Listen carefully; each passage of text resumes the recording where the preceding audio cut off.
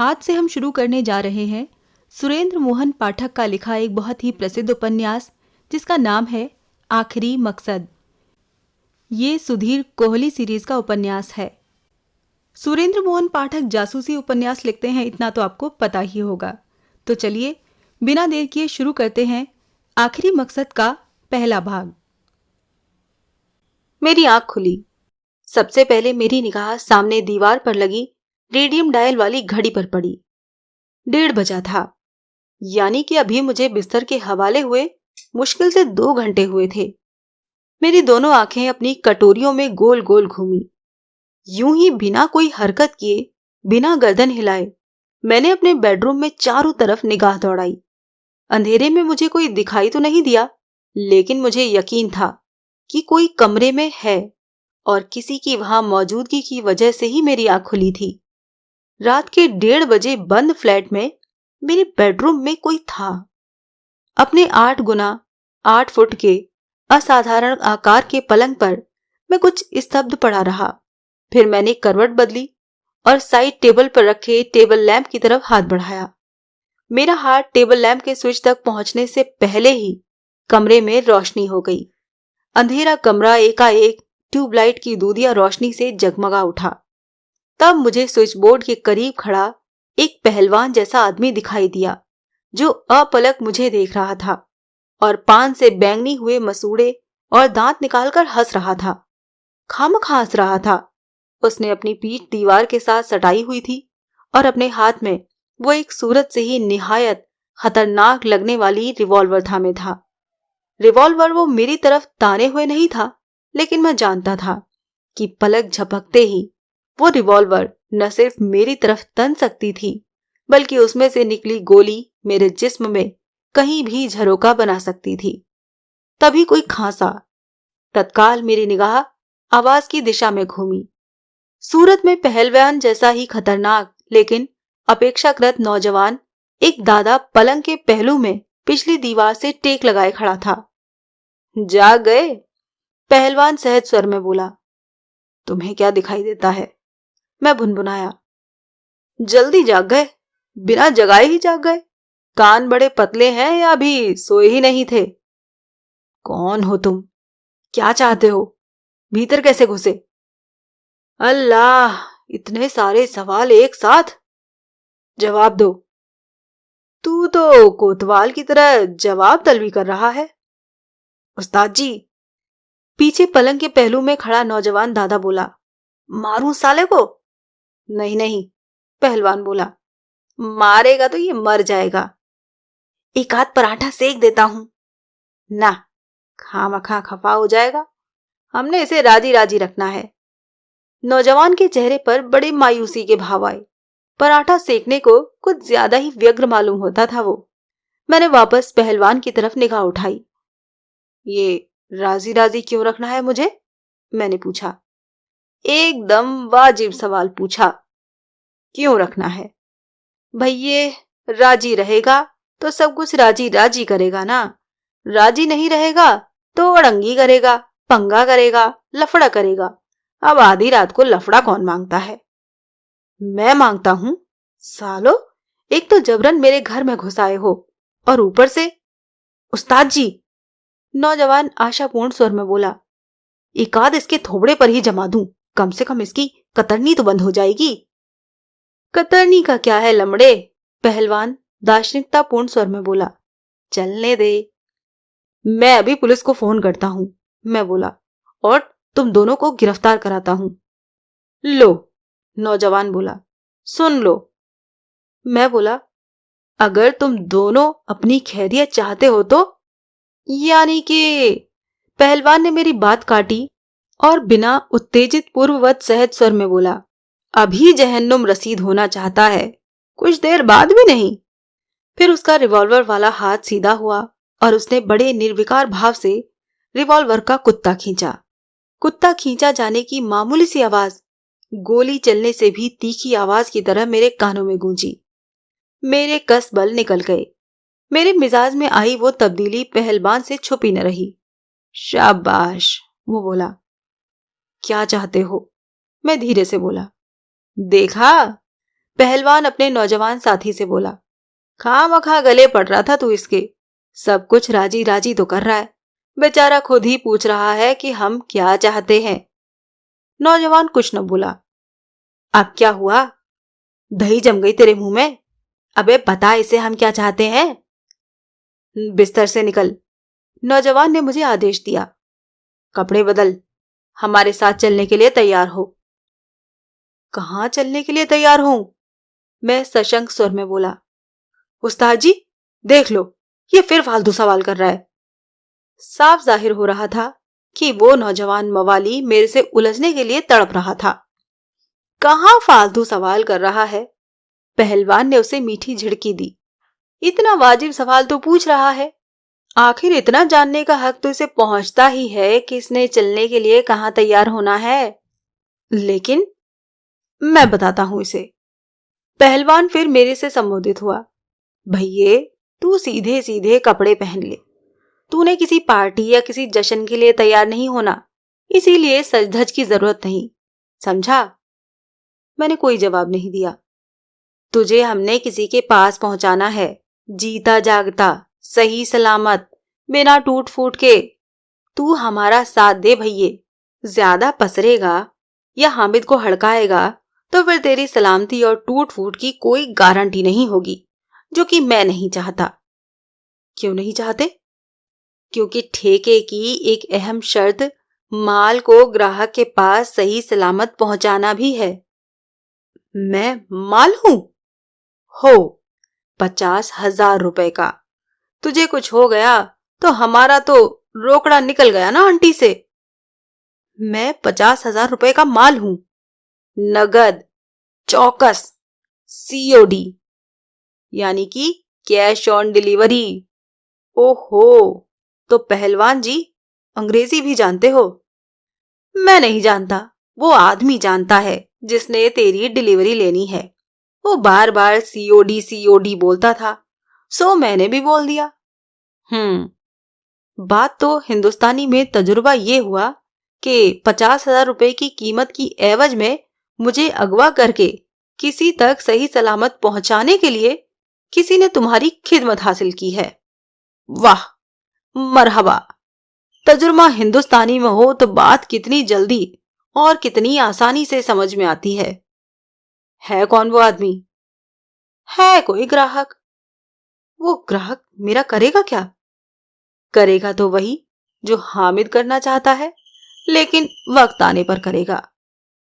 मुझे जहन्नुम रसीद? हाँ, यानी कि मेरी मौत महज वक्त की बात है। हाँ, लेकिन वक्त का वक्फा मुख्तसर करने की कोशिश न कर भैये। तू बाज ना आया और यहीं मर गया तो हमारे तो 50,000 रुपए तो गए ना महंगाई के जमाने में। इसीलिए नेक बख्त बनकर हमारे काम आ और तैयार होकर हमारे साथ चल। अल्लाह तुझे इसका अज्र देगा। चल खड़ा हो, शाबाश। मैं बिस्तर से निकला और बेडरूम से संबंध बाथरूम के दरवाजे की ओर बढ़ा। कहाँ जा रहा है? पहलवान तीखे स्वर में बोला। बाथरूम, मैं बोला। नहाने? पागल हुआ है क्या? ये कोई वक्त है नहाने का? सीधे सीधे कपड़े बदल और चल। कम से कम मुंह तो धो लूं। अरे शेरों के मुंह किसने धोए हैं? ये अंग्रेज की औलाद नौजवान हामिद भुनभुनाया। समझ रहा है जहां इसे ले जाया जा रहा है वहां में इसका मुंह चाटने वाली हैं। हामिद, पहलवान ने मीठी झिड़की दी। चुप रह, नहीं तो पिट जाएगा। हामिद ने यूं होठ भींचे जैसे संदूक का ढक्कन बंद किया हो। अरे खड़ा है अभी तक? पहलवान हैरानी जताता हुआ मेरे से बोला। बदल नहीं चुका अभी तक कपड़े? तैयार नहीं हुआ अभी? मेरी राय में आदमी की जैसी जात औकात हो वैसा ही उसका मिजाज होना चाहिए। पहलवान की शहद में लिपटी जुबान मुझे बहुत विचलित कर रही थी। वो गब्बर सिंह की तरह गरज बरस रहा होता तो आपके खादिम में उससे कम खौफ खाया होता, लेकिन वहां तो शहद मुझे घातक विष का ग्लास मालूम हो रहा था। इसीलिए आपका खादिम मन ही मन कहीं ज्यादा भयभीत था। मुझे पूरी उम्मीद है कि अपने खादिम को आप भूले नहीं होंगे, लेकिन अगर इत्तफाकन ऐसा हो गया हो तो मैं आपका अपना परिचय फिर से दिए देता हूं।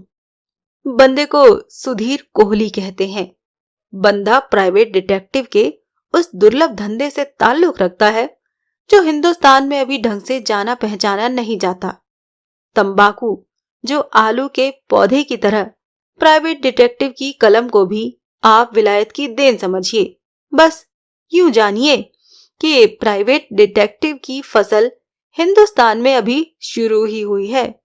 आप जानते ही हैं कि एक आध पौधा बाहर से आ जाता है तो नई फसल चल निकलती है।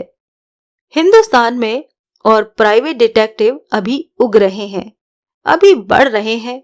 उनकी कलम अभी कटनी बाकी है। एक आदत पका काट लिया गया था तो वो फेल हो गया था। फल फूल कर मुकम्मल पेड़ अभी खाकसार ही बना है।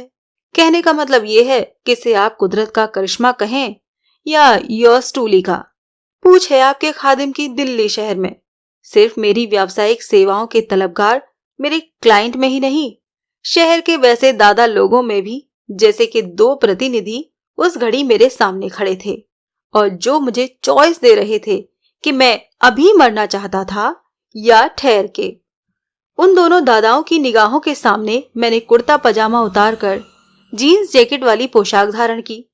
कपड़ों की अलमारी में ही बने एक दराज में मेरी 38 कैलिबर को लाइसेंस शुदा स्मिथ एंड वेसन रिवॉल्वर पड़ी थी। लेकिन उन दोनों घाघ निगाहों के सामने उस तक हाथ पहुंचाने का मुझे मौका न मिला। अंत में मैंने डनहिल का एक सिगरेट सुलगाया और बोला, अब क्या हुक्म है? हुक्म नहीं, पहलवान बोला, दरख्वास्त है भैये। वही बोलो। नीचे सड़क पर तुम्हारे फ्लैट वाली इस इमारत के ऐन सामने हमारी कार खड़ी है। तुमने हमारे साथ चलकर उस पर सवार हो जाना है और फिर कार ये जा और वो जा, बस इतनी सी बात है। बस? हाँ, सिवाय इसके कि अगर यहां से कार तक के रास्ते में तूने कोई शोर मचाया या कोई होशियारी दिखाने की कोशिश की तो गोली भेजे में, गोली अंदर और दम बाहर। खलीफा, मेरा दम बाहर हो गया तो तुम्हारी फीस की दुक्की तो पिट गई। वो तो है, वो बड़ी शराफत से बोला, लेकिन क्या किया जाए भैये, धंधे में नफा नुकसान तो लगा ही रहता है। नुकसान काहे को उस्ताद जी? हामिद भड़का, ये करके तो दिखाए कोई हरकत, मैं ना इसकी। रिवॉल्वर के दम पर अकड़ रहा है साले, मैंने नफरत भरे स्वर में बोला। इसे एक और रख दे, फिर अपने उस्ताद को रेफरी बनाकर यहीं मेरे से 2-2 हाथ कर ले, न तेरी हड्डी पसली एक करके रख दूं तो मुझे अपने बाप की औलाद नहीं, किसी चिड़ी मार की औलाद कह देना। उस्ताद जी, हामिद दांत किटकिटाता हुआ कहर भरे स्वर में बोला, अब पानी सिर से ऊंचा हो गया है। तो डूब मर साले, मैं बोला। ठहर जा हरामी के पिल्ले। हामिद मुझ पर झपटा, लेकिन तभी पहलवान बीच में आ गया। लमड़े, पहलवान सख्ती से बोला, होश में आ, काबू में रख अपने आप को। तेरी ये हरकत तुझे 25,000 की पड़ेगी। अब मुझे परवाह नहीं, अल्लाह कसम मैं इसे। मुझे परवाह है, समझा? समझा, हामिद मरे स्वर में बोला। ये कोई, मैं बोला, चरस वरस तो नहीं लगाता? क्या मतलब? चरसी या स्मैकिए ही यूं एकाएक भड़कते हैं जरूर। ये पहलवान के भारी हाथ का झन्नाटेदार थप्पड़ मेरे गाल से टकराया।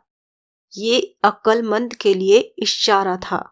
वो बोला, तब पहली बार उसके स्वर में क्रूरता का पुट आया था। अब साबित करके दिखा कि तू अक्लमंद है। वो तो मैं हूं, मैंने कठिन स्वर में कहा। फिर तो तुझे अब तक याद होगा कि नीचे सड़क पर इमारत के सामने क्या है? तुम्हारी कार है। तुमने हमारे साथ नीचे चलकर क्या करना है? कार में बैठ जाना है। और ये सब कैसे होना है? चुपचाप। शाबाश। फिर उसके इशारे पर मैंने फ्लैट की बत्तियां बुझाई और उसके मुख्य द्वार को ताला लगाया। फिर मुझे दाएं बाएं से ब्रैकेट करके वो मुझे नीचे सड़क पर लाए, जहां एक काली एम्बेसडर खड़ी थी।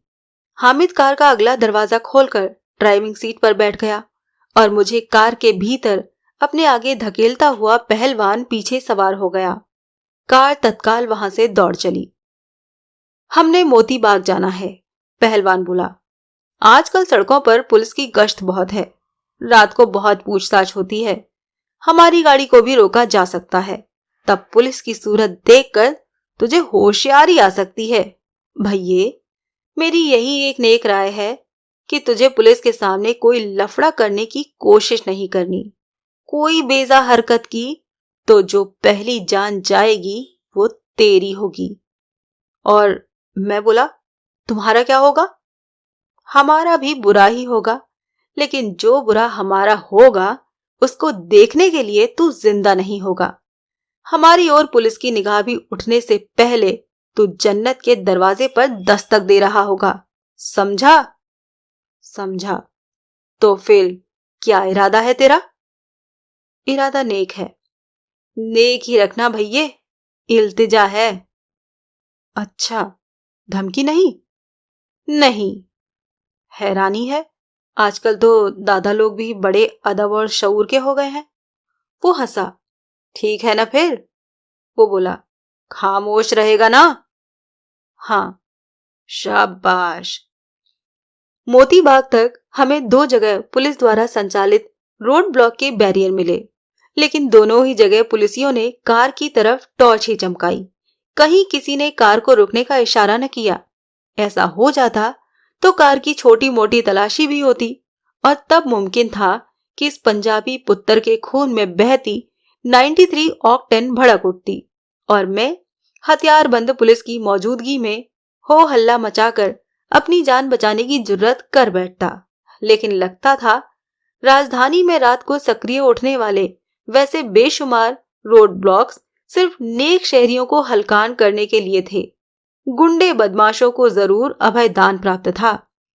उस घड़ी मेरी समझ में आया कि सालों से चल रहे पुलिस के ऐसे बंदोबस्त के बावजूद आज तक कोई उग्रवादी किसी रोड ब्लॉक पर क्यों नहीं पकड़ा गया था। एक बात ऐसी थी जिसका कोई फायदा आपका ये खादिम महसूस कर रहा था कि उसे पहुंचना चाहिए था। मैं पहलवान को जानता था। अलबत्ता पहलवान नहीं जानता था कि मैं उसे जानता था। पहलवान का नाम तो हबीबुल्लाह खान था, लेकिन दिल्ली के अंडरवर्ल्ड में वो हबीब बकरा के नाम से बेहतर जाना जाता था। पहले कभी वो जामा मस्जिद के इलाके के बकरे के गोश्त की दुकान किया करता था, तब वो हबीबुल्लाह खान बकरे वाले के नाम से जाना जाता था। कल्लाल से दादा बना तो नाम सिकुड़कर हबीब बकरा हो गया था। पहले मारपीट और दंगा फसाद के जुर्म में कई बार जेल की हवा खा चुका था, लेकिन जब से वो दिल्ली के डॉन के नाम से जाने वाले लेखराज मदान की छत्र छाया में गया था, तब से कम हवालात के दर्शन उसने नहीं किए थे। लेखराज मदान खुद कभी एक निहायत मामूली आदमी था, जो 5 रुपए रोजाना की दिहाड़ी के बिल्डिंग कंस्ट्रक्शन वर्कर की हकीर औकात से उठकर बिल्डिंग कॉन्ट्रैक्टर और प्रॉपर्टी डीलर बना था। लेकिन इस हकीकत से दिल्ली शहर में हर कोई वाकिफ था कि उसका असली धंधा शराब की स्मगलिंग और प्रोस्टिट्यूशन का था। अपने स्याह सफेद धंधों से उसने बेशुमार दौलत पीटी थी, लेकिन पिछले दिनों वो खामोखा ही सरकारी कोप का भाजन बन गया था, जिसकी वजह से उसका सितारा एकाएक गर्दिश में आ गया था। इनकम टैक्स डिपार्टमेंट की, पुलिस के एंटी करप्शन स्क्वाड की और दिल्ली की म्युनिसिपल कॉरपोरेशन की उस पर कुछ ऐसी सामूहिक नजरें इनायत हुई थी कि उसके जरायम पेशा निजाम की बुनियादें हिल गई थीं। उसी संदर्भ में उसका नाम अखबार वालों ने खूब उछाला था और तभी मैंने हबीब बकरे की बाबत जाना था कि गैर कानूनी तामीर के एक केस के सिलसिले में लेखराज मदान के साथ गिरफ्तार हुआ था और 7 जमानत में छूटा था। अखबारों से ही मैंने जाना था कि लेखराज मदान का उससे उम्र में कोई 20-22 साल छोटा एक भाई था, जो वैसे तो मदान की हर स्याह धंधे में शरीक था, लेकिन प्रत्यक्षत राजेंद्रा प्लेस में एक नाइट क्लब चलाता था। उस छोटे भाई का नाम मैंने अखबारों में अक्सर पढ़ा था, लेकिन भूल गया था और उसकी तस्वीर कभी किसी खबर के साथ छपी नहीं थी। बड़े खलीफा के दर्शन का इत्तेफाक तो 1-2 बार योर्स ट्रूली को हो चुका था, लेकिन छोटे खलीफा की सूरत मैंने कभी नहीं देखी थी। कार एकाएक मोती बाग की एक सुनसान अंधेरी इमारत के सामने पहुंचकर रुकी। हामिद ने कार से उतरकर उस अंधेरी इमारत का फाटक खोला और फिर भीतर दाखिल होकर फाटक के ऐन सामने मौजूद गैरेज का दरवाजा खोला और 1 मिनट बाद कार गैरेज में थी और गैरेज का दरवाजा और बाहरी फाटक दोनों बंद हो चुके थे। हम तीनों कार से बाहर निकले। हामिद ने एक बिजली का स्विच ऑन किया तो वहां छत में लगा एक बीमार सा धुंधलाया सा बल्ब जल उठा। उसकी रोशनी में मुझे गैरेज की पिछली दीवार में बना एक बंद दरवाजा दिखाई दिया। हामिद ने वो दरवाजा खोला और फिर हम तीनों ने उसके भीतर कदम रखा। बाहर से ही प्रतिबिंबित होती निहायत नाकाफी रोशनी में मैंने स्वयं को एक बेडरूम की तरह सजे कमरे में पाया। बेडरूम की एक दीवार में 2 बड़ी बड़ी खिड़कियां थीं, जो बाहर सड़क की ओर खुलती थीं। हामिद ने पहले गैरेज की ओर का दरवाजा बंद किया और फिर उस दरवाजे पर और दोनों खिड़कियों पर बड़े यत्न से मोटे मोटे पर्दे खींचे।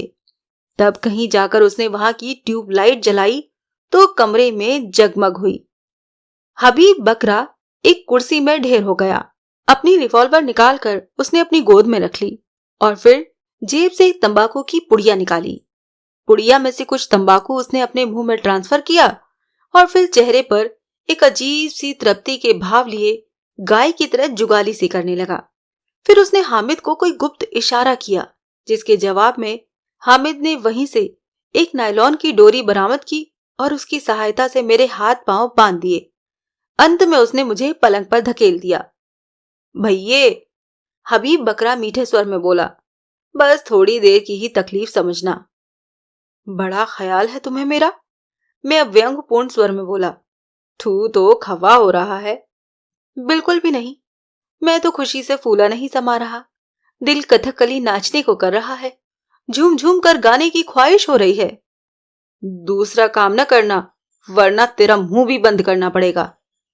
मैं खामोश रहा। बकरा कुछ क्षण मशीनी अंदाज से जबड़ा चलाता रहा। फिर उसने हामिद को टेलीफोन करीब लाने का इशारा किया। हामिद ने फोन को मेज पर से उठाकर उसके करीब एक स्टूल पर रख दिया। चाय बना ला, हबीब बकरा बोला। हामिद सहमति में सिर हिलाता हुआ वहां से बाहर निकल गया। हबीब बकरे ने एक नंबर मिलाया और फिर दूसरी ओर से जवाब मिलने की प्रतीक्षा करने लगा।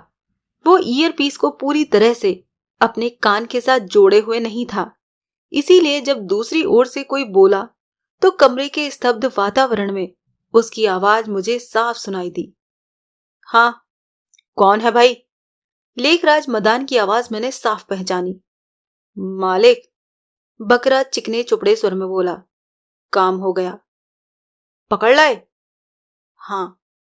कोई छूचपड़ तो नहीं की उसने? की, काफी उछला कूदा भी, लेकिन मैं क्या उसकी चलने देने वाला था? बढ़िया। अब कहाँ है वो? मोतीबाग।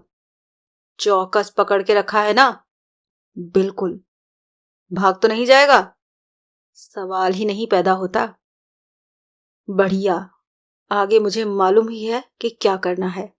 हाँ, रात यहीं रखेंगे उसे। कल सुबह 11 बजे मैं उसे छोटे मालिक के दौलत खाने पर ले आऊंगा। खुद लाना? खुद ही लाऊंगा मालिक, और उससे अच्छी तरह से पेश आना। ये दादागिरी दिखाने वाला मामला नहीं है, कोई ताव वाव मत खा जाना। जोश में उससे कोई हाथापाई या मारपीट न कर बैठना, समझ गया? समझ गया मालिक। तेरे ऊपर से नर्म और भीतर से गर्म मिजाज से वो वाकिफ नहीं होगा, लेकिन मैं वाकिफ हूं। आप ख्याल ही न करो मालिक, मैं अपने मिजाज का कोई नमूना पहले ही पेश नहीं कर चुका है? अरे नहीं मालिक, कुछ नहीं हुआ, बस सिर्फ। क्या बस सिर्फ? एक छोटा सा झापड़ रसीद किया था। गलत किया, नहीं करना था। बाज ही नहीं आ रहा था। फिर भी नहीं करना था। अब निशान है झापड़ का उसके थोपड़े पर। हबीब बकरे ने गौर से मेरी सूरत देखी और फिर फोन में बोला, नहीं। बढ़िया, आइंदा ध्यान रखना, डिलीवरी तक उसके चेहरे पर कहीं भी मारपीट का, चोट वोट का कोई मामूली सा भी निशान नहीं होना चाहिए, समझ गया? हाँ। क्या समझ गया? निशान नहीं, खरोच नहीं, कट नहीं, रगड़ नहीं, रोकदा नहीं। बढ़िया। और बोलो मालिक, अपने शागिर्द का क्या सोचा? उसका काम हो जाएगा। कब? आज ही रात को, रोशनी होने से पहले। कोताही ना हो। आप निश्चित रहिए मालिक, कहीं कोताही नहीं होगी। बढ़िया। फिर शायद लाइन कट गई, क्योंकि तभी हबीब बकरे ने रिसीवर वापस क्रेडल पर रख दिया और स्टूल को परे सरका दिया। मैं बेआवाज पलंग पर पड़ा रहा। हालात बड़ा डरावना रुख दिखा रहे थे। अब मुझे यकीन होने लगा था कि मेरा अगवा कोई मामूली घटना नहीं थी, वो बहुत खतरनाक रुख अख्तियार करने वाला था। सिलसिला इतना गंभीर था कि अगवा का कोई गवाह नहीं छोड़ा जाने वाला था। दिन चढ़ने से पहले हामिद का कत्ल हो जाने वाला था और अगले रोज 11 बजे मुझे लेखराज मदान के छोटे भाई के यहाँ डिलीवर कर दिया जाने वाला था। मोटे पहलवान की अक्ल भी मोटी थी, बकरे ही जैसी, जो वो खुद अपने सिर पर मंडराती मौत की शिनाख्त नहीं कर पा रहा था। वो मूर्ख था जो इतना भी नहीं समझता था कि अपने शागिर्द जितना ही वो भी अगवा का गवाह था। गवाह न छोड़ने के लिए अगर हामिद को खल्लास किया जाना जरूरी था, तो खुद उस्ताद का भी उसी अंजाम तक पहुंचना लाजमी था। अब मैं और भी खौफजदा हो उठा। एकाएक ऐसी क्या खूबी पैदा हो गई थी मेरे में, जो एक अगवा जरूरी हो गया था और इसके लिए लेखराज मदान को 2 कत्लों का सामान करवाना भी गंवारा था। मेरा कोई अनजाना लेकिन हौलनाक अंजाम मुझे बुरी तरह डराने लगा। अपनी मौत मुझे मुंह बाएं अपने सामने खड़ी दिखाई देने लगी। तब मैंने ये फैसला किया कि अगर बाद में भी मरना ही था, तो क्यों न मैं अभी उसी घड़ी रिहा होने की कोशिश करता हुआ मरूं। क्या पता आपके खादिम की ऐसी कोई कोशिश कामयाब ही हो जाए। तभी एक ट्रे उठाए हामिद वापस लौटा। ट्रे को मेज पर रखकर वो अपने उस्ताद के लिए चाय बनाने लगा। प्रत्यक्षतः मेरी कोई ऐसी खातिरदारी वो जरूरी नहीं समझ रहा था। पहलवान, मैं हिम्मत करके बोला, तुम्हारा बाप फोन पर जैसा कड़क कर बोल रहा था, वो है भी ऐसा ही कड़क, तो तुम्हारी खैर नहीं। क्या बकता है? हबीब बकरा असमंजसपूर्ण स्वर में बोला। वो बोला कि नहीं कि मेरे ऊपर चोट वोट का कोई मामूली सा भी निशान नहीं होना चाहिए। कान, वो मुझे घूरता हुआ बोला, वाकई बहुत पतले हैं तेरे। बोला कि नहीं? तो क्या हुआ? तेरे गाल पर मेरी उंगलियों की हल्की सी उछाल है, वो तो दिन चढ़े तक हट जाएगी। और सारी रात हाथ पांव बंधे रहने की वजह से मेरी कलाइयों और टखनों का जो बुरा हाल होगा, उसके बारे में क्या सोचा है? वो सकपकाया। मेरे हाथ पांव तो अभी से सुन्न होते जा रहे हैं और थोड़ी देर में सूजन उठनी शुरू हो जाएगी। कल जब मेरे बंधन खोलोगे तो देख लेना, मैं हॉस्पिटल केस बना होऊंगा। हाथ पांव ठीक होने में हफ्तों न लगे तो कहना। उसका निचला जबड़ा लटक गया। और अभी तुम किसको तसल्ली देकर हटे हो? निशान नहीं, खरोच नहीं, कट नहीं, रगड़ नहीं, वगैरह वगैरह। वो बहुत ही विचलित दिखाई देने लगा। और अभी तो मैं बंधन खुल जाने की उम्मीद में अपने हाथ पांव उमेटूंगा, जिसका नतीजा ये होगा कि नायलॉन की ये डोरी चमड़ी को काटती हुई हड्डियों तक जा पहुंचेगी। फिर क्या जवाब दोगे अपने बाप को? तमीज से बोल। बॉस को खुश? हबीब बकरे ने उत्तर न दिया। वो सोच में पड़ गया। तभी हामिद ने करीब आकर चाय का कप उसकी ओर बढ़ाया। इसके हाथ पांव खोल दे। कप थामता हुआ हबीब बकरा एकाएक बोला, और इसे भी चाय दे। हाथ पांव खोल दूं? हामिद ने दोहराया। नींद हराम करेगा ये हमारी, और कोई फर्क नहीं पड़ने वाला। हमारे जागते हुए बंद कमरे में कहां भाग जाएगा ये? खोल दे। बड़े अनिच्छापूर्ण ढंग से हामिद ने आदेश का पालन किया। आजाद होते ही मैं कलाइयां और टखने मसलने लगा। फिर मैंने एक सिगरेट सुलगा लिया और हामिद की दी चाय की चुस्कियां लगाने लगा। फोन की उधर की आवाज हबीब बकरा सशंक स्वर में बोला, कैसे सुनाई दे गई तुझे? दे गई किसी तरह, मैं लापरवाही से बोला। हो जाता है कभी कभी ऐसा। तूने सब सुना? हाँ। जानता है मैं किससे बात कर रहा था? अपने बाप, आई मीन बॉस से। और वो कौन हुआ?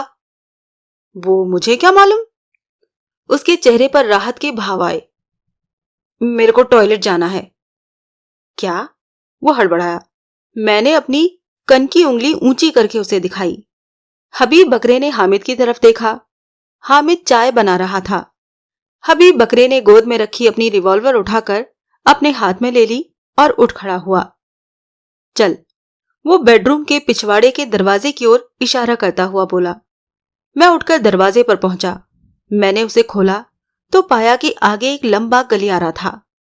पहलवान मुझे अपने से आगे चलाता हुआ गलियारे के सिरे तक लाया जहां के टॉयलेट था। चल, हबीब बकरा बोला। निपट। मैंने टॉयलेट के दरवाजे को धकेला। अंधेरा है, मैं बोला। अबे नखरे मत कर। हबीब बकरा यूं बोला जैसे मास्टर किसी बच्चे को समझा रहा हो। भीतर दीवार के साथ स्विच है। मैं भीतर दाखिल हुआ। मैंने अपने पीछे दरवाजा बंद करने का उपक्रम किया। खबरदार। हबीब बकरा एकाएक सांप की तरफ फुफकारा। मैं निराश हो उठा। मेरा इरादा भीतर से दरवाजा बंद करके गला फाड़ फाड़ कर चिल्लाने लगने का था। यार, ये तो बड़ी ज्यादती है, मैं बोला। यूं तो। बकबक नहीं, वो सख्ती से बोला। बिजली का स्विच ऑन कर और दरवाजे से परे हट। मैंने दीवार टटोल कर स्विच तलाश किया और उसे ऑन किया। टॉयलेट में रोशनी फैल गई। जगह मेरी अपेक्षा से बड़ी निकली। वो भी भीतर दाखिल हो गया। उसने दरवाजा भिड़काया और उससे पीठ लगाकर खड़ा हो गया। रिवॉल्वर उसने मजबूती से थामकर अपने सामने की हुई थी और वो अपलक मुझे देख रहा था। यार, मैंने कहना चाहा, ये कोई बात हुई जो बहस करेगा? वो मेरी बात को दृढ़ता से काटता हुआ बोला। तो जो करना है वो पतलून में ही करेगा। मैंने आह भरी और फिर उसकी ओर पीठ फेर कर कमोड के सामने जा खड़ा हुआ। टॉयलेट के इस्तेमाल की जरूरत के बहाने को साकार करने के लिए मैंने अपने गुर्दों के साथ बलात्कार किया। फिर पतलून की जिप खींची और वॉश बेसिन के सामने जाकर खड़ा हो गया। मैंने नल चालू किया और साबुन उठाकर उससे हाथ मलने लगा। वॉश बेसिन के ऊपर लगे शीशे में से मुझे हबीब बकरे का प्रतिबिंब दिखाई दे रहा था। वो मेरे पीछे मेरे से मुश्किल 4 फुट परे खड़ा था। चेहरे पर आत्मविश्वास के भाव लिए वो बड़ी बेबाकी से मेरी तरफ देख रहा था। एकाएक साबुन की टिकिया मैंने अपने हाथ से फिसल जाने दी।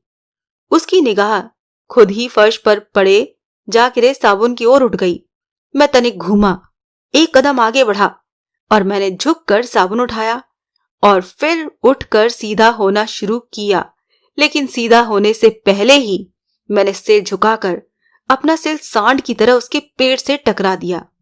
उसके मुंह से गैस निकलते गुब्बारे जैसी आवाजें निकली और वो दोहरा हो गया। साथ ही उसने फायर किया, लेकिन गोली कहीं दीवार से जा टकराई।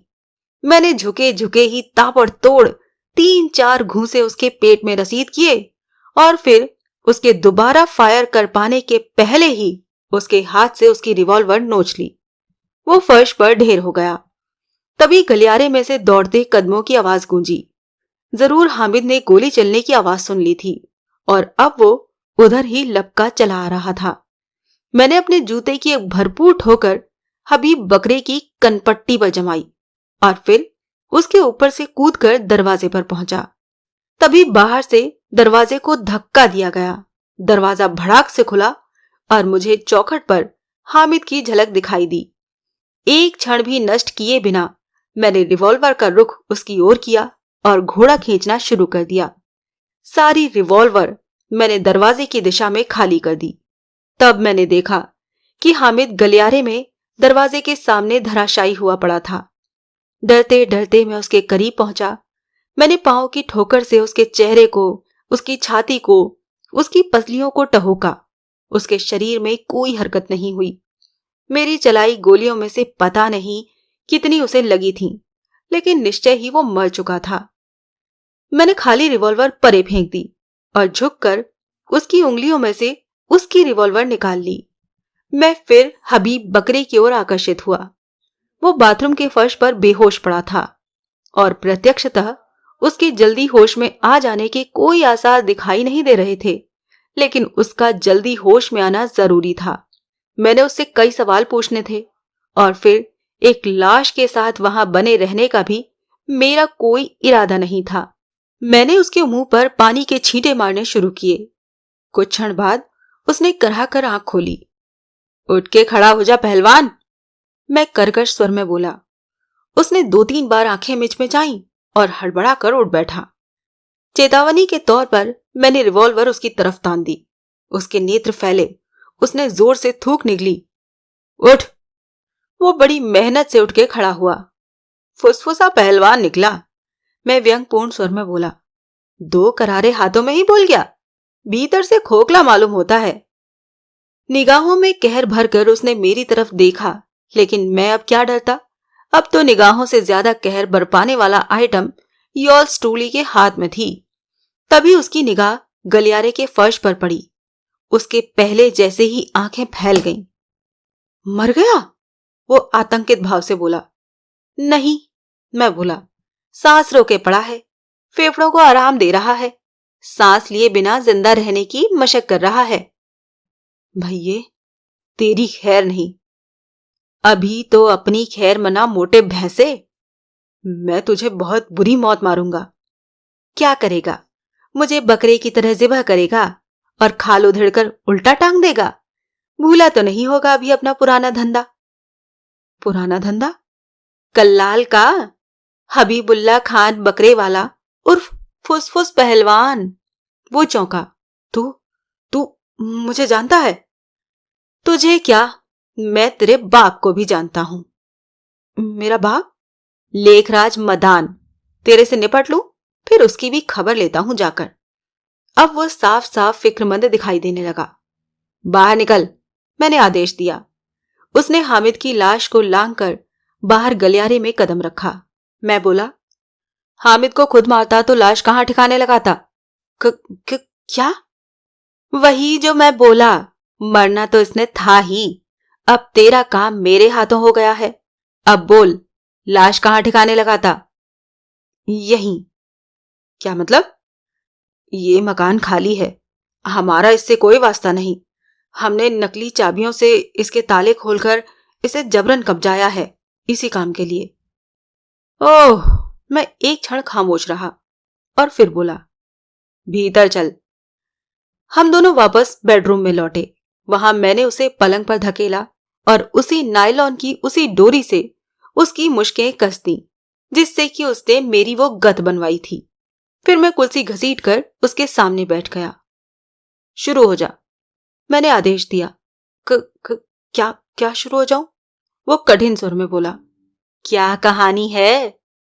क्या कहानी? ये बढ़िया है, जो मैं कहूं उसी को तू तोते की तरह रट दे। यूं ही रात बीत जाएगी, फिर दिन में कोई नया खेल खेलेंगे, ठीक है? वो खामोश रहा। साले, मैं अगवा की कहानी पूछ रहा हूं। क्यों किया मेरा अगवा? क्यों जरूरी है मेरा मदान के छोटे भाई के घर 11 बजे पहुंचाया जाना? ये कहानी बोल, समझा? मुझे कुछ नहीं मालूम। क्या? मैं आंखें निकाल कर बोला। भैये, मैं सच कह रहा हूं। 50,000 की फीस के बदले में मुझे एक काम सौंपा गया था, जो कि मैं कर रहा था। मुझे अगवा करके आगे डिलीवर करने का काम। हाँ, इतने से काम की फीस 50,000 रुपए? ज्यादा नहीं है। इस फीस में एक कत्ल भी शामिल था। हामिद का? हाँ। तू अपने शागिर्द का कत्ल करता? वो मेरा कुछ नहीं, वो महज भाड़े का टट्टू था, जो इस उम्मीद में उछल उछल कर मेरा साथ दे रहा था कि फीस में उसकी 50% की शिरकत थी, जबकि ऐसी फीस उसे देने का तेरा कोई इरादा नहीं था। उसके चेहरे पर एक क्रूर मुस्कुराहट आई। मुर्दे कहीं फीस वसूल किया करते हैं। मदान ने भी ऐन यही सोचा होगा कि 50,000 रुपए की फीस मुकर्रर करते हुए क्या? यही कि मुर्दे कहीं फीस वसूल करते हैं। वो चौंका। उसके चेहरे पर अविश्वास के भाव आ गए। मदान साहब, फिर वो धीरे से बोला, मेरे साथ यूं पेश नहीं आ सकते। क्यों? तू आसमान से उतरा है, तू उसका सगे वाला है। मैंने उनकी बहुत खिदमत की है। फीस लेकर, फोकट में भी की हो तो बोल। वो खामोश रहा। उसके चेहरे पर चिंता के भाव गहराने लगे। अब अगवा की कहानी बोल। मुझे कुछ नहीं मालूम। अपने अंजाम से बेखबर तो होगा नहीं तू? तू मेरा भी खून करेगा? खून खराबा मेरा काम नहीं है। ये तब कह रहा है जबकि अभी 5 मिनट पहले एक एक खून करके हटा है। बक मत। मैंने सेल्फ डिफेंस में गोली चलाई थी। वो क्या होता है? आत्मरक्षा। अपनी जान बचाने के लिए गोली चलाई थी मैंने हामिद पर। बिल्कुल अनपढ़ है क्या? खून नहीं करेगा तो तू मेरा क्या करेगा? मैं तुझे पुलिस के हवाले करूंगा। क्यों? मैंने क्या किया है? खून खच्चर तो तूने फैलाया है। साले, मेरा अगवा नहीं किया? जानता नहीं आईपीसी में कितनी सजा है अगवा की? हे, तू कोई औरत है, तुझे कोई जबर जिना का खतरा था, तेरी कोई इज्जत लुट रही थी। साले मस्खरी करता है। मौजूदा हालात में पुलिस को यकीन दिला लेगा कि तेरा अगवा हुआ है। क्यों? क्या हुआ है हालात को? तुझे नहीं पता? भीतर एक लाश पड़ी है जिसे लाश तूने बनाया है। मैं बंधा हुआ हूं, तू आजाद है, फिर भी तेरा अगवा हुआ है। मेरा खून खौल उठा। रिवॉल्वर की नाल की एक भरपूर दस्तक मैंने उसके नाक पर दी।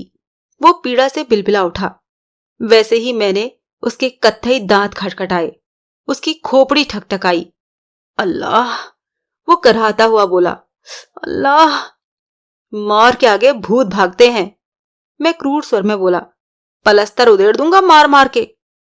भैये, तू नाहक मेरे ऊपर जुल्म ढा रहा है। अल्लाह कसम, मुझे कुछ नहीं मालूम। मेरा लेना क्या था मालूम करके? एक काम मिला, मैंने कर दिया। उसकी गहराई में जाने की मुझे क्या जरूरत है? हाँ, अब सुर में बोला है। वो खामोश रहा। सिगरेट पिएगा? फंकी लगाऊंगा। मैंने उसकी जेब से तंबाकू की पुड़िया बरामद की और उसमें से कुछ तंबाकू उसके खुले मुंह में टपकाया। खुद मैंने एक सिगरेट सुलगा लिया। तो वाकई तुझे नहीं मालूम? मैं बोला कि मेरे अगवा की क्या जरूरत आन पड़ी थी। नहीं मालूम। वो पुरजोर ढंग से इनकार में सिर हिलाता हुआ बोला। कसम उठवा लो।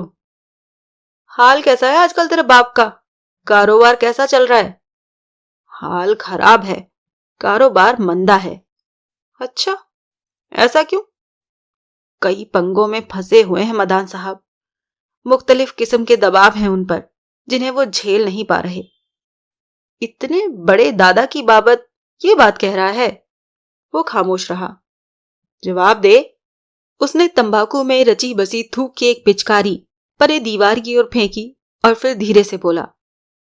मदान के बारे में क्या जानता है? खास कुछ नहीं। तभी तो, खास कुछ जानता होता तो तुझे मालूम होता कि वो बड़ा दादा नहीं, खुशकिस्मत दादा है। उसकी ताकत मेहनत या सूद से नहीं, उसकी तकदीर ने उसे कुछ खास बुलंदियों तक पहुंचाया था और अब उसकी तकदीर ही उसको दगा दे रही है। और तकदीर पर भैये कहाँ जोर चलता है किसी का। वो सिर्फ दिल्ली का दादा है। उन बड़े दादाओं के सामने उसकी क्या औकात है जो सारे हिंदुस्तान पर नहीं बल्कि सारे एशिया पर छाए हुए हैं। ऐसे बड़े गैंगस्टर भी उसकी आंख में डंडा किए हैं पूरा पूरा। क्यों? उनकी माकूल खिदमत नहीं की, उनसे बाहर जाके अपना वजूद बनाने की कोशिश की। वो खफा हो गए। नतीजतन 2 नंबर के तमाम धंधों से मदान को अपना हाथ खींचना पड़ा। न खींचता तो बड़े दादाओं के हाथों कुत्ते की मौत मरता। और ऊपर से सरकार भी पीछे पड़ गई, टैक्स वाले पीछे पड़ गए। कुछ गलत किस्म के लीडरान की शह पर कई सरकारी महकमात में ऐसे पंगे फंसा बैठा कि दिल्ली के लाट साहब तक खफा हो गए और ऐसे ऐसे हुक्म फरमा बैठे हैं कि आइंदा दिनों में मदान साहब को रोटी के लाले पड़ जाएं तो कोई बड़ी बात नहीं। कमाल है। उसने थूक की एक और पिचकारी छोड़ी और मैं मंत्रमुग्ध सा बोला। और कोड़ में खाज जैसा काम ये किया। वो धीरे से बोला कि बुढ़ौती में ऐसी कड़क नौजवान छोकरी से शादी कर ली जो हीरे जवाहरात जड़ी पोशाकें पहनती है, सोने का निवाला खाती है। कितनी उम्र होगी मदान की? 55 के लपेटे में तो शर्तिया है। और छोकरी? वो है कोई 23-24 साल की। बहुत खूबसूरत है। ताजमहल देखा है? हाँ। कैसा है? ओह, इतनी खूबसूरत है। इससे ज्यादा, इतनी ज्यादा खूबसूरत है कि देखकर ही यकीन आता है। मैं देखूंगा, बस देख ही पाएगा, और उसे भी अपनी खुशकिस्मती समझना। पहलवान, इस पंजाबी पुत्तर की, मैंने अपनी छाती ठोकी, खुशकिस्मती का जुग्राफिया बड़ा टेढ़ा है, खास तौर से खूबसूरत औरतों के मामले में। आंखों में ऐसा मिकनातीसी सुरमा लगाता हूं कि एक बार कोई आंखों में झांक ले तो कच्चे धागे से बंधी पीछे खींची चली आए, बल्कि कच्चे धागे की भी जरूरत नहीं। वो खामोश रहा। प्रत्यक्षतः मेरी वैसी किसी खूबी से उसे कोई इत्तेफाक नहीं था। शादी क्यों की? मैंने नया सवाल किया। खूबसूरत औरत को हासिल करने के लिए मदान जैसे अंडरवर्ल्ड डॉन कहीं शादी के बंधन में बनते हैं? नहीं बनते। मदान साहब की भी ऐसी कोई मर्जी नहीं थी, लेकिन और किसी तरीके से वो छोकरी पुट्ठे पर हाथ ही नहीं रखने देती थी मदान साहब को। उसको हासिल करने की वाहिद शर्त शादी थी मदान साहब के सामने। अपना जलाल दिखाया होता। दिखाया था, काम ना आया। मदान साहब उसकी पीठ पीछे गरजता था कि उठवा लूंगा, बोटी बोटी काट कर चील कौओं को खिला दूंगा, ये कर दूंगा, वो कर दूंगा। लेकिन जब छोकरी के सामने पड़ता था तो भीगी बिल्ली की तरह मिमियाने लगता था। जादू कर दिया था अल्लाह मारी ने मदान साहब पर। 7 फेरों के लपेटे में लेकर ही मानी कम बखत मदान साहब को। थी कौन? करती क्या थी? चिट्ठियां ठकठकाती थी पुनीत खेतान के दफ्तर में। टाइपिस्ट थी? यही होगी अंग्रेजी में। और ये पुनीत खेतान कौन साहब हुए? खेतान साहब मदान साहब का कोई नावे पत्ते का सलाहकार है, और कोर्ट कचहरी की भी कोई सलाह मदान साहब को चाहिए होती है तो मदान साहब उसी के पास जाते हैं। फाइनेंशियल एंड लीगल एडवाइजर, वही होगा अंग्रेजी में। इतनी खूबसूरत लड़की उसकी मुलाजमत में थी तो उसने हाथ नहीं रखा उस पर? कोशिश तो जरूर की होगी। खीर का कटोरा सामने पाकर कोई उसमें चम्मच मारने की कोशिश से बाज आता है? यानी कि कोशिश करने वाले कई थे, लेकिन वो खीर खाई मदान साहब ने ही। यही समझ ले। वो एक क्षण ठिठका और फिर बोला, वैसे मुझे तो अफसोस ही हुआ था। क्यों? अरे, इतना बड़ा दादा, इतना बड़ा साहब, गिरा भी तो एक चिट्ठियां ठकठकाने वाली छोकरी की जूतियों में जाकर, और छोकरी भी कमबख्त ऐसी खर्चीली कि देख लेना मदान साहब को नंगा करके छोड़ेगी। लाखों रुपए से कम कीमत की चीज की ख्वाहिश ही नहीं करती पट्टी, और वो भी मदान साहब की ऐसी हालत के दिनों में जबकि न धंधा साथ दे रहा है और न तकदीर। विनाश काले विपरीत बुद्धि। क्या? कुछ नहीं तो पट्टा बुझती चिलम में फूंके मार मार के नौजवानी के मजे लूट रहा है। हजम हो या ना हो, खीर खा रहा है। हाँ, फिलहाल तो बैठा है सांप की तरह कुंडली मारकर हुस्न और शबाब की दौलत पर।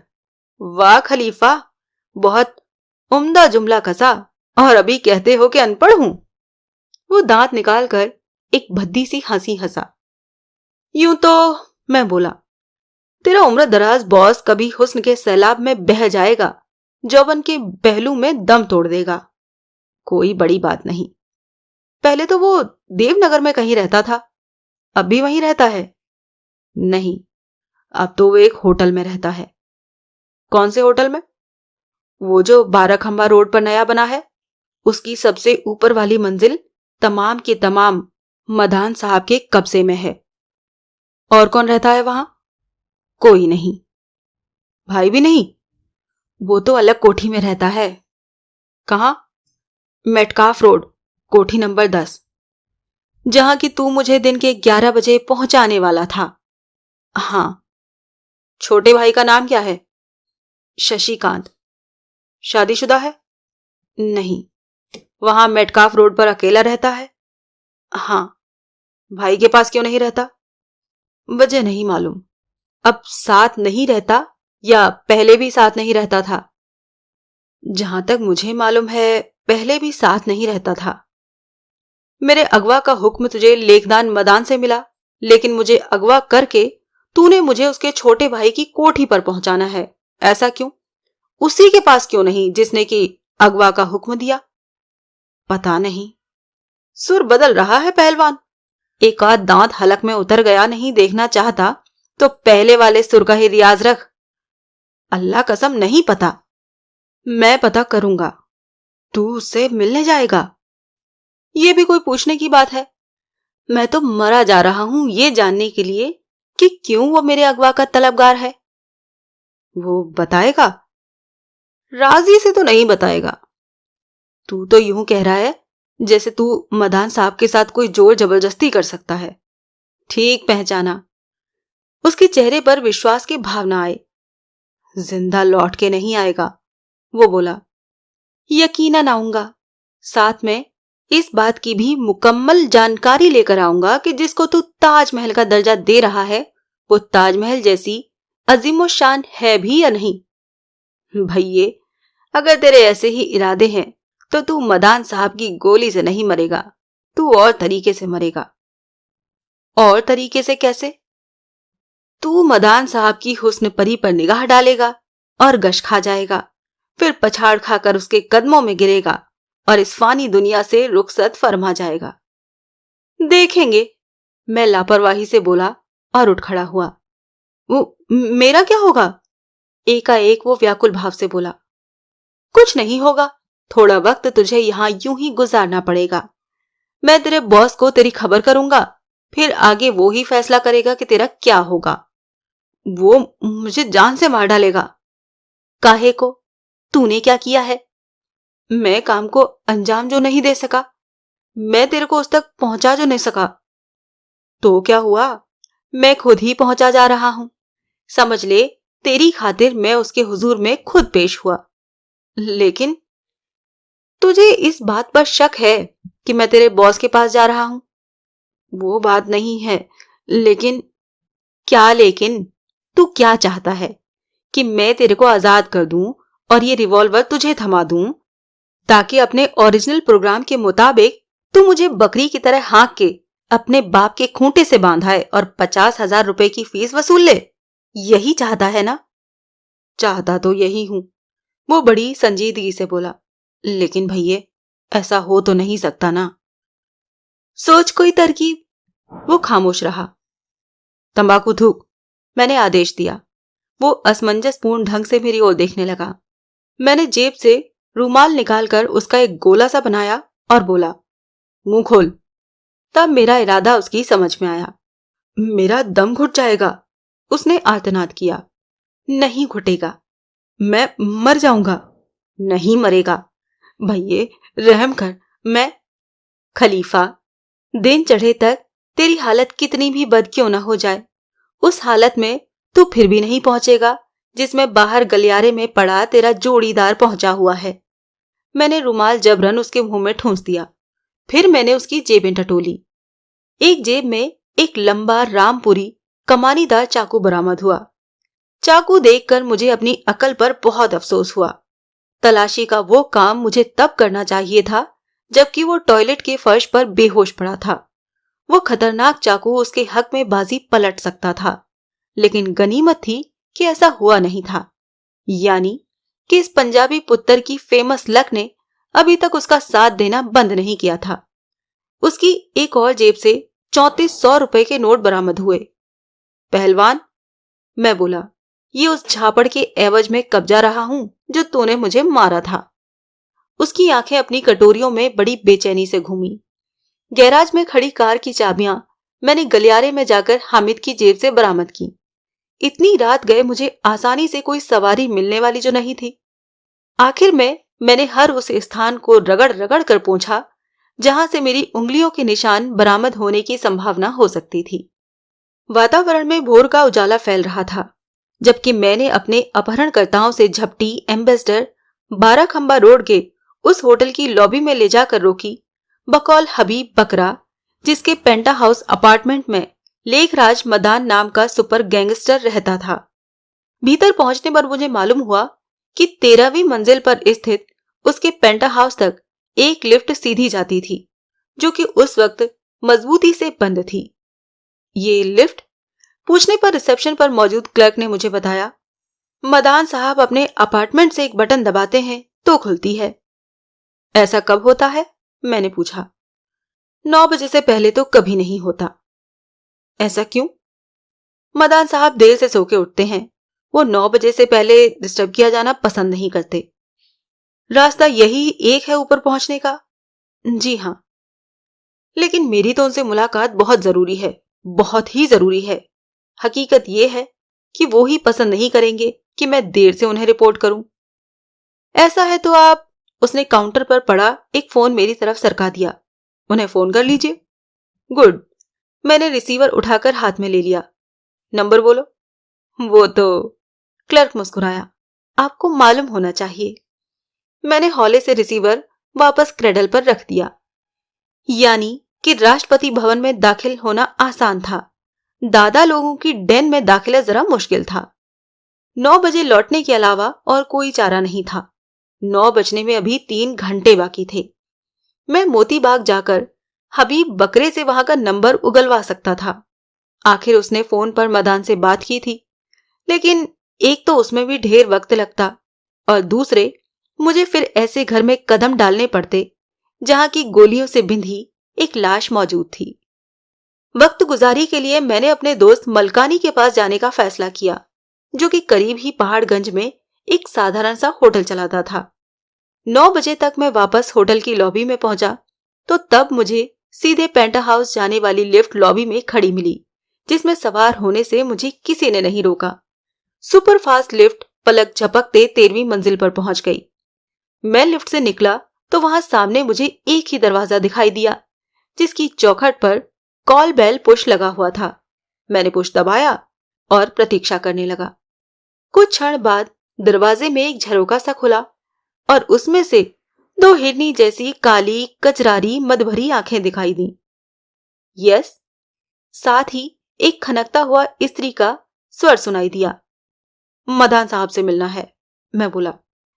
क्यों मिलना है? उनके लिए एक संदेशा है। किसका? हबीब बकरे का। किसने मिलना है? बंदे को सुधीर कोहली कहते हैं। वेट करो। झरोखा बंद हो गया। मैं प्रतीक्षा करने लगा। 2 मिनट बाद दरवाजा खुला। दरवाजे पर रेशमी गाउन में लिपटी हुई रेशम जैसी ही सुंदरी प्रकट हुई। उस पर एक निगाह पड़ते ही आपके खादिम की हालत बद हो गई और फिर बद से बदतर हो गई। अगर वही औरत लेखराज मदान की बीवी थी तो हबीब बकरे ने गलत नहीं कहा था कि मैं उस पर एक निगाह डालूंगा और गश खा जाऊंगा, फिर पछाड़ खाकर उसके कदमों में गिरूंगा और इस फानी दुनिया से रुखसत फरमा जाऊंगा। मेरी पसंद की हर चीज उसमें थी, न सिर्फ थी, ढेरों में थी। उस घड़ी में फैसला नहीं कर पा रहा था कि उस मुजस्सम हुस्न की शान में मेरे मुंह से आह निकलनी चाहिए थी या वाह या शायद कराह। हो गया। वो अपने सुडौल मोतियों जैसे दांत चमकाती हुई उसी खनकती आवाज में बोली जो कुछ क्षण पहले मैंने बंद दरवाजे के पार से सुनी थी। क्या? मैं हड़बड़ा कर बोला। ब्रेकफास्ट? जी। आंखों ही आंखों में हजम तो कर ही रहे हो मुझे। ओह, खाकसार आपकी पैनी निगाह की दाद देता है और कबूल करता है कि ये गुनहगार आंखें उसी काम को अंजाम दे रही थीं जिसका कि आपने जिक्र किया। ब्रेकफास्ट का? उसने अपने दांतों से अपना होठ दबाते हुए कहा। जी हाँ। पेट भर गया? पेट तो भर गया, लेकिन नीयत नहीं भरी। अब बंदा ब्रेकफास्ट के फौरन बाद हाथ के हाथ लंच और डिनर का भी तमन्नाई है। इतना खाना इकट्ठे खाओगे तो बदहजमी हो जाएगी। तो क्या हुआ? मर जाओगे। तो क्या बुरा होगा? खाली पेट मरने से तो ऐसी मौत बेहतर ही होगी।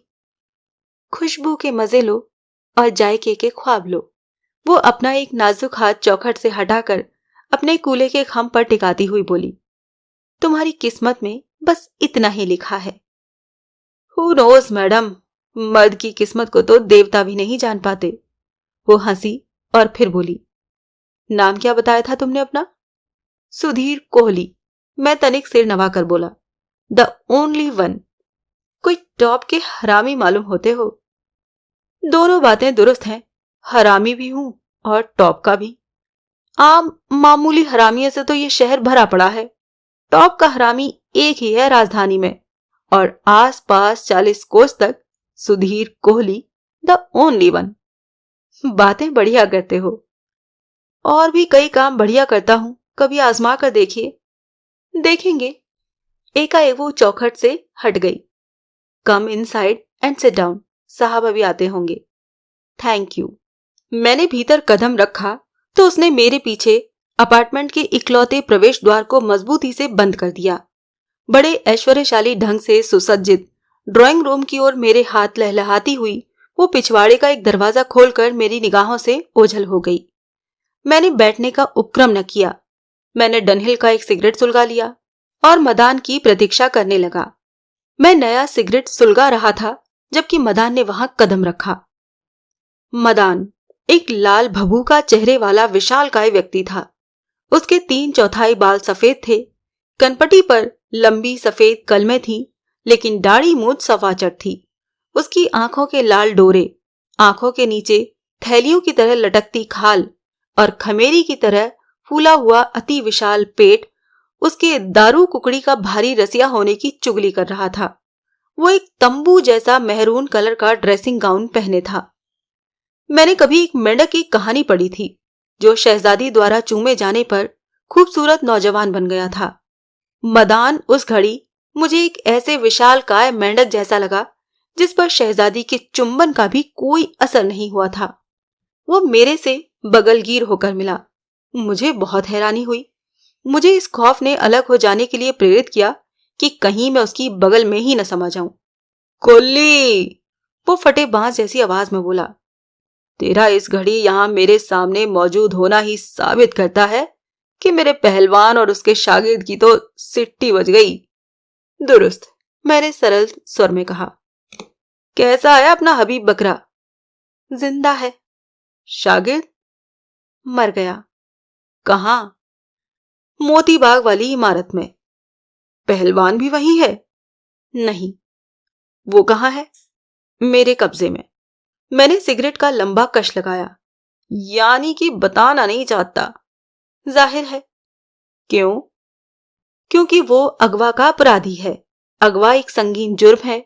उस संगीन जुर्म की गंभीरता को कम करने के लिए और हो सके तो सजा से बचने के लिए उसे बताना होगा कि ऐसा उसने किसके कहने पर किया था। वो मेरा नाम लेगा? यकीनन लेगा। नहीं लेगा तो मैं उसकी ऐसी दुक्की पीटूंगा कि उसकी आत्मा त्राही त्राही कर उठेगी, सारी पहलवानी भूल जाएगा। कोल्ली, तू मुझे फंसाएगा? जिसकी करतूत होगी वो ही भुगतेगा। कोल्ली, तू तो मेरा पंजाबी प्रा। अच्छा, मेरा पंजाबी प्रा होके तू मेरे साथ ऐसा? कुत्ते का कुत्ता बैरी, तभी इतना भौंक रहा है। अभी तो काटूंगा भी। तू मुझे काटेगा? जब चलकर यहां आया हूं तो कुछ तो करूंगा ही। वहम है तेरा कोल्ली पुत्र। क्या? कि तू यहां आके कुछ कर लेगा। गलती की तूने यहां आके। अच्छा, हां, आ तो गया। अब जाएगा कैसे? वैसे ही जैसे आ गया हूं। क्या मुश्किल है? उसके चेहरे पर उलझन के भाव आए। उसने घूर कर मुझे देखा। महान दादा, मैंने एक पूर्व निर्धारित वक्त पर कहीं पहुंच जाना है, जीता जागता। सही सलामत न पहुंचा तो मेरे साथ ही तुम्हारे पहलवान को सीधे पुलिस कमिश्नर के पास ले जाएंगे, जहां वो गा गा कर बता रहा होगा कि कैसे उसने तुम्हारे हुक्म पर मुझे अगवा किया था। पुलिस बहुत खुश होगी तुम्हारी गर्दन नापने का मौका पाकर। यार, तू तो खफा हो रहा है।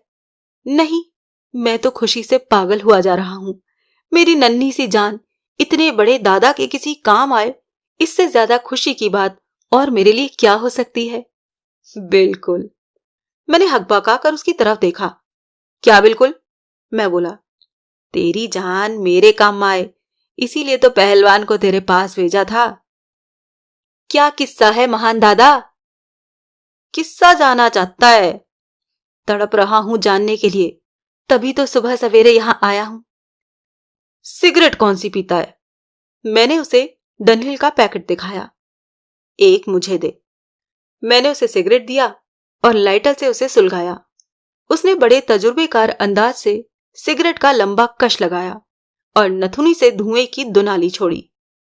बैठ, वो बोला। ऐसे ही ठीक है, मैं शुष्क स्वर में बोला। ओए बैठ जा मां सदके, क्यों इतना खफा हो रहा है?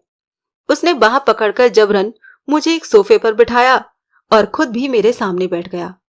थूक दे गुस्सा, वो बोला। क्या कहने, तुम मेरी जान के पीछे पड़े हो और मैं ऐतराज भी न करूं? ओए कुल्ली पुत्तर, ओए मां सदके, मेरी तेरे से कोई जाति अदावत थोड़ा ही है। जाति अदावत नहीं है, मैंने व्यंगपूर्ण स्वर में दोहराया। फिर भी मेरी जान के पीछे पड़े हो, क्योंकि गाहे बगाहे अपने किसी पंजाबी भाई की जान न लो तो तुम्हारी जान में जान नहीं आती। यारा, तू तो फिर खफा हो रहा है। मैंने भुनभुनाते हुए सिगरेट का लंबा कश लगाया। देख, उसने मुझे समझाया। सुन, ईद पर बकरा काटते हैं कि नहीं? काटते हैं ना? क्यों काटते हैं? कुर्बान करना होता है उसे। ऐसा करने वाले की बकरे से कोई जाति अदावत होती है? बोल, होती है? मैं कुर्बानी का बकरा नहीं। नहीं है, मुझे मालूम है। अरे तू तो मेरा पंजाबी प्रा है। अब फिर मत कह देना कि कुत्ते का कुत्ता बैरी। वो हा हा करके हंसा। वीर मेरे, मैंने तो एक मिसाल दी थी। मिसाल छोड़ो, मिसालें सुबह सवेरे मेरी समझ में नहीं आती। असली बात कर। वो भी करते हैं। चाय पिएगा? फिर मेरे हाँ या ना करने से पहले ही उसने ऊंचे सुर में आवाज लगाई। मधु। वही परी चेहरा हसीना वहां प्रकट हो गई। ये मेरी बीवी है, मधु। मैंने सिर नवाकर शहद से कहीं मीठी मधु का अभिवादन किया। वो बड़े मशीनी अंदाज से मुस्कुराई। ये अपना कोल्ली है, वो मधु से बोला। सुधीर कोल्ली, जासूस है, प्राइवेट किस्म का। बहुत बड़ी बड़ी जासूसियां कर चुका है, सारी दिल्ली में मशहूर है। अपना पंजाबी प्रा है, चाय पिला इसे। मधु सहमति से सिर हिलाती हुई वहां से चली गई। कैसी है? मदान ने सगर्व पूछा। शानदार, मेरे मुंह से अपने आप निकल गया। तौबा शिकन, मेरा माल है। कोल्ली, उसने स्वर में चेतावनी का पुट आ गया था। नीयत मैली नहीं करना। सवाल ही नहीं पैदा होता। मुझे क्या दिखाई नहीं देता कि हूर की रखवाली के लिए कितना बड़ा लंगूर बैठा है? क्या? कुछ नहीं। मैं एक क्षण ठिठका और बोला। वैसे एक बात मैं फिर भी कहना चाहता हूं। क्या? मेरी राय में खूबसूरत औरत का दर्जा ताजमहल जैसा होता है। उसकी खूबसूरती का आनंद लेने का हक हर किसी को होना चाहिए। पति नाम का कोई सांप उसका मालिक बनकर उसकी छाती पर जमकर बैठ जाए, ये मुनासिब बात नहीं।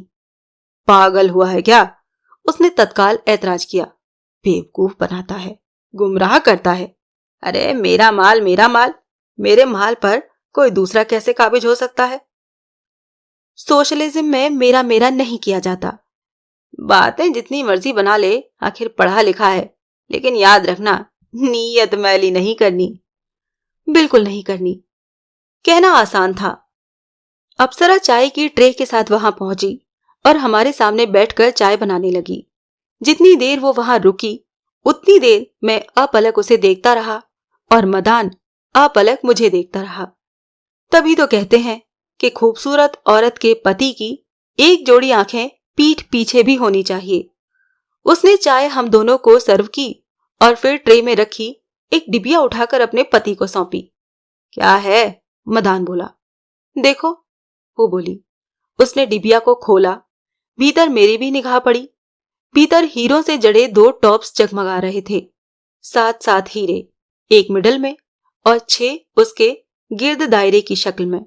लेकिन एक में से एक हीरे की जगह खाली थी। जहां हीरा होना चाहिए था, वहां खाली छेद दिखाई दे रहा था। एक हीरा निकल के गिर गया है, वो बड़े ही अधिकारपूर्ण स्वर में बोली। लगवा के दो। कैसे गिर गया? मदान बोला। क्या पता कैसे गिर गया, वो झुंझलाई।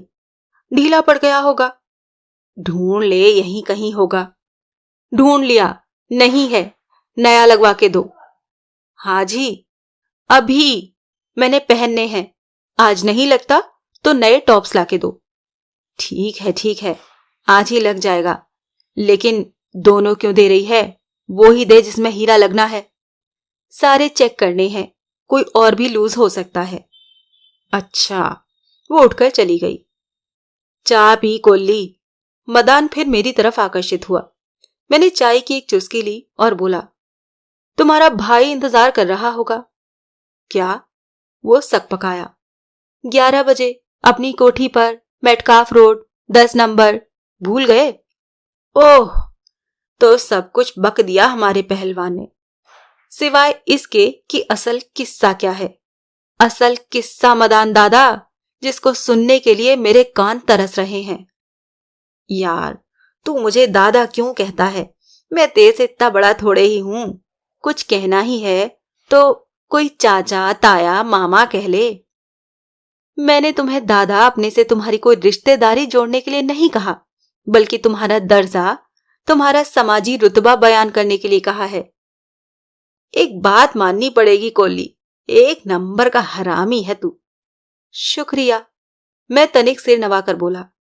अब मेरी तारीफ के साथ साथ अगर असली किस्से का भी जिक्र हो जाए तो। मैं कपड़े बदल के आता हूं। एकाएक वो उठकर खड़ा हो गया। वो जिक्र मेटकाफ रोड के रास्ते में करेंगे।